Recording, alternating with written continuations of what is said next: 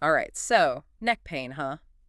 We've all been there. It's one of those universal things, isn't it? It is, it is. And honestly, sometimes you just don't want to pop another pill, I hear you. or shell out a ton of money for treatments that may or may not work. Exactly. And that's where something like acupressure can be so intriguing. Acupressure. Okay, so tell me more about this. Well, it's rooted in traditional Chinese medicine, or TCM, TCM. which has been around for centuries, right? Right. And it's all about understanding the body's energy and how it flows. Okay, so how does TCM view neck pain specifically? So in TCM, they have these energy pathways called meridians. Meridians, okay. Yeah, and qi flows through these meridians. And just remind me, qi is like... It's like your vital life force, your energy. Yeah. And when those meridians get blocked, that's when problems like neck pain can pop up. So it's like a traffic jam in your energy flow. Exactly. And a lot of things can cause those blockages. Poor posture, definitely a big one. Stress, injuries, Oh yeah, stress is the worst. the absolute worst. Even things like in TCM, they talk about wind, cold, damp invasion. Wind, cold, damp invasion. Okay, that sounds intense. It sounds a little out there, Yeah. but basically it just means that external factors can also influence your qi flow.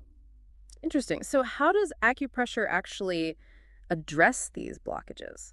So along these meridians, there are specific points called acupressure points. Okay. And by applying pressure to these points, you can help to clear those blockages and get that qi flowing smoothly again. So these acupressure points are like little release valves for our energy. That's a great way to think about it. And they're not just on your neck, they're all over your body. Wait, really? So you're telling me there are points on, like, my foot that could help with my neck pain? You got it. It goes back to how interconnected everything is in TCM. Okay, I'm definitely intrigued now. So walk me through this. What are some of these acupressure points and what exactly do they target? All right, so let's start with one called SI1, also known as shows. Those, okay. It's located right at the base of your pinky fingernail on the thumb side. Okay, got it. So I'm visualizing my pinky fingernail here. Exactly. And this point is often used for headaches, dizziness, even some types of breast pain, actually. Wow, so even though it's on the hand, it can have effects elsewhere in the body. That's the beauty of it. Now let's move just a little bit from Xiaozhou to a point called SI3, or Huxi. Huxi, okay. Still hanging out with the pinky finger, I see. We are. It's on the back of your hand near the base of your pinky finger. All right, I think I've got it. What does this one do? So this one's another good one for headaches and stiffness, and it's also thought to help with night sweats. Night sweats, huh? That's a new one. Okay, so we're already seeing that these points can be real multitaskers. Now, what about points that are specifically for those really tight, knotted muscles in the neck and shoulders? You speak in my language. We've got a point for that too. It's called SI15, or Jianzong Shu. Jianzong Shu, okay. This one sounds serious. It's a powerhouse. Now this one's a little trickier to find because it's on your back. Imagine a line running straight down from the bony prominence at the base of your neck, right between your shoulder blades. Okay, so I'm picturing that line. About 2 finger widths out from that midline, on either side, that's where you'll find Jianzong Shu. Okay, so a little anatomy lesson here. Gotcha. And this one targets. This one's great for neck and shoulder pain, and it could also help with coughs and asthma symptoms. Wow, so it's like a Swiss Army knife for upper body relief. What about points on the arms? Are there any of those we should know about? Absolutely. There's a really important one on the forearm called LU7, also known as leek. Leek. Okay, I'm intrigued already. It's located about 2 finger widths above your wrist crease on the thumb side of your arm. Got it. And it's often used for headaches, sore throats, and even to boost your immune system. Oh, wow. So if I'm feeling a cold coming on, this could be a good one to try. Exactly. This is fascinating. So we've covered a few points on the hands and arms. It's amazing to think that by applying pressure to these specific areas, we can potentially alleviate discomfort in other parts of the body. What else you got for us? Okay, so we've been exploring these acupressure points for neck pain, and I'm already feeling like I learned so much. But I'm guessing there are more, right? Oh, we've just scratched the surface. There are points all over. Like, let's move up to the head and neck. Okay, yeah, that makes sense. So there's one called TE2, or Yemen.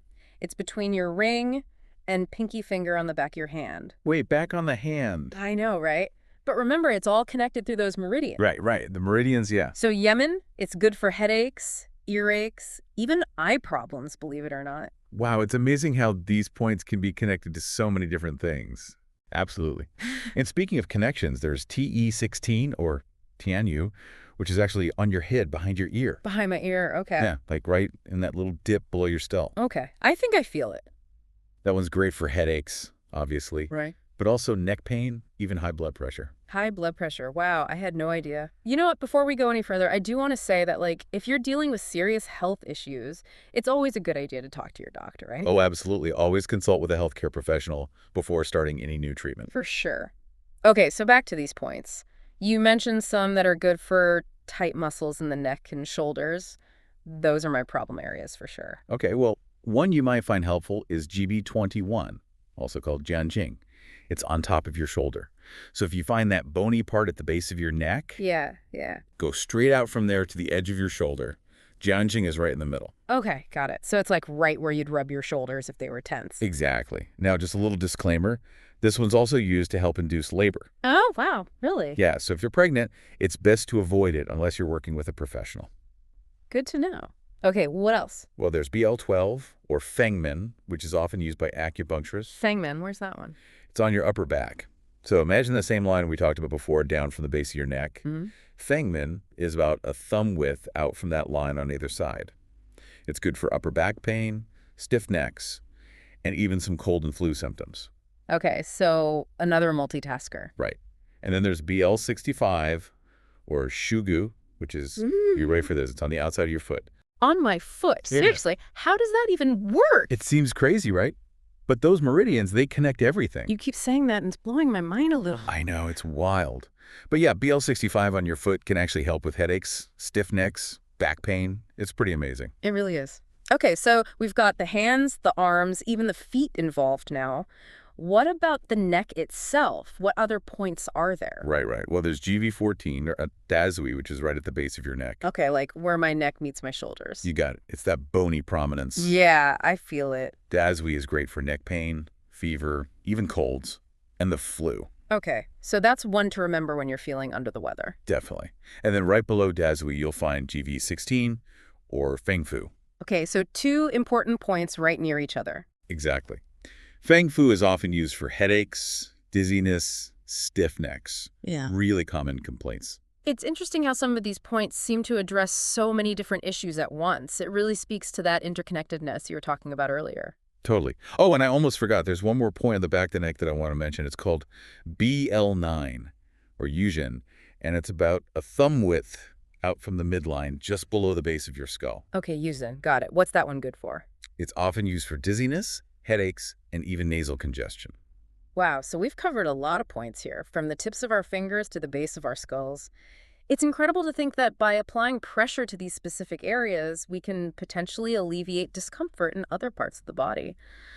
Earlier, you mentioned techniques for working with these tendinomuscular meridians. What are those exactly? Oh, right. Well, remember we talked about those meridians like pathways for energy? Yeah, like rivers. Exactly, like rivers. Well, sometimes those rivers can get clogged up with debris. Okay, I'm following. Massaging those tendinomuscular meridians is kind of like clearing out those clogs, helping the energy to flow more smoothly. Okay. So it's not just about the points themselves, but also about addressing those pathways in between. You got it. And the cool thing is the course that you sent over, it goes into great detail about these massage techniques. There are even diagrams and videos so you can really see how it's done. Oh, that's awesome. So it sounds like a pretty comprehensive approach. Absolutely. And it's important to remember that acupressure, it's not like a magic bullet. Right. It works best when you combine it with other healthy habits, like good posture, managing your stress, getting some exercise. It's all connected. Exactly. And that actually makes me think about something else. You know, when you're addressing your neck pain with acupressure, what if it's not just about the physical relief? Okay. What if it's also a chance to become more aware of your body, of your energy, of how everything is interconnected? Wow, that's a really interesting way to look at it. It is, isn't it? It's like maybe by addressing this one specific issue, we're actually opening ourselves up to a whole new level of well-being. That's a great takeaway. Well, there you have it, folks. Our deep dive into acupressure for neck pain.